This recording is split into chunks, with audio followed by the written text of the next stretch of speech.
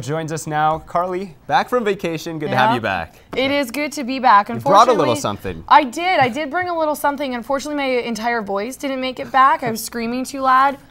4 games in 7 days, one of which Aaron Strack was with me. San Francisco Giants playing the Detroit Tigers. Got a little present from Mr. Pablo Sandoval, so there it is, right there. I brought it with me as proof. I didn't really catch the ball. It's kind of a long story. I won't bore everyone, but I did bring a souvenir back from the Summer Sports Extravaganza. Just the voice didn't quite make it.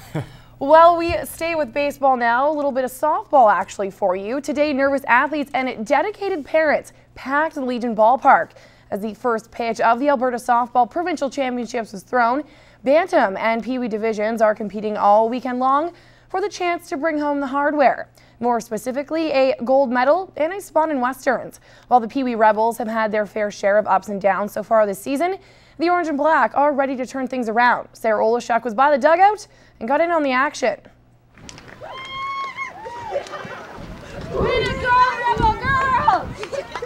The Pee Wee showed up at Diamond 3 armored in white and orange and ready to defend their title as provincial champions. Going to have a good battle, but it's just all about keeping things simple, keeping things routine and getting on the sticks early. We're going to have some decent competition, which is good. Leading into the weekend, normal life was put aside as these athletes lived and breathed softball. We practiced every day this week and we had a few exhibition games on Tuesday in Irma. The U13 group started their weekend showdown this morning as they challenged the Calgary Aces. They're looking confident, and the play that they just had here in the first half of the inning was awesome. While the Aces snatched a 2-1 win against the Rebels, the local ladies are still in it and only a few bases away from earning a spot at the Western Championships in Winnipeg. This is what we work for the whole season, all the tournaments. We're builders.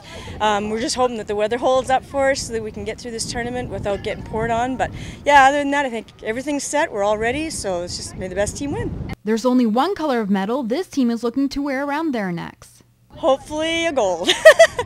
I think we have a good chance of winning. There's one team, I think called Kaizen from Calgary. They're really good. They've toured the States, but I think we have a good chance of beating them. Hard hits, fast passes, and amazing catches were all seen here today at this ballpark. But it's only the first day of provincials, and as the tournament progresses, the competition will intensify. Sarah Olashuk, Newcap Sports. Well, you know how the saying goes, like father, like son. Last year, during the Calgary Stampede, CPCA rookie driver Logan Gorse flew to be by his father, Gary Gorse's side, and outride for him at the very last minute. A rainout at Colonial Days and a 5 a.m. flight saw Logan and Gary race together in semi-final Saturday. Tonight marks the opening night in the 2011 GMC Rangeland Derby at the Stampede.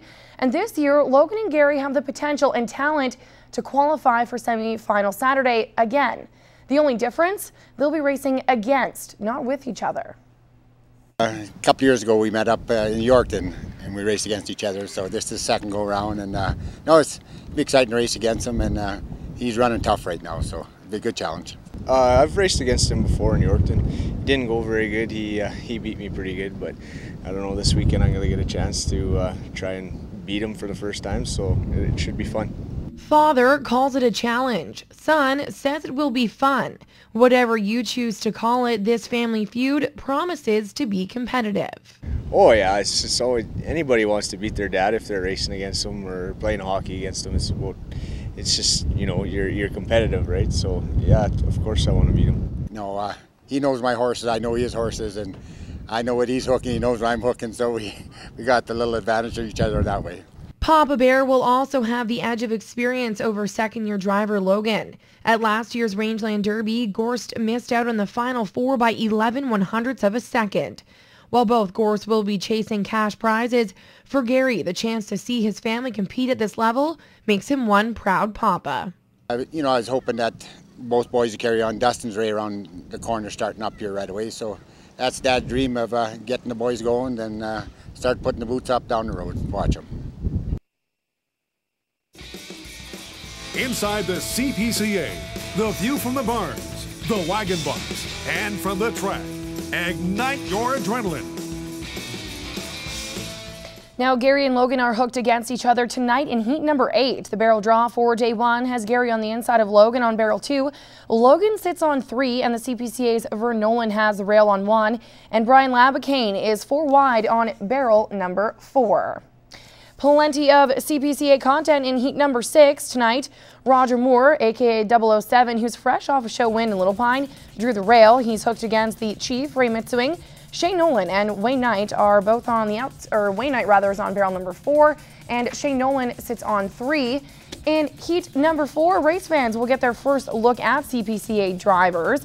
Lane Bremner, Jim Knight, Jamie Labicane, and Ross Knight all get the chance to take home some of the $1.15 million in prize money that is up for grabs. Altogether, there are 3 heats featuring the drivers of the CPCA.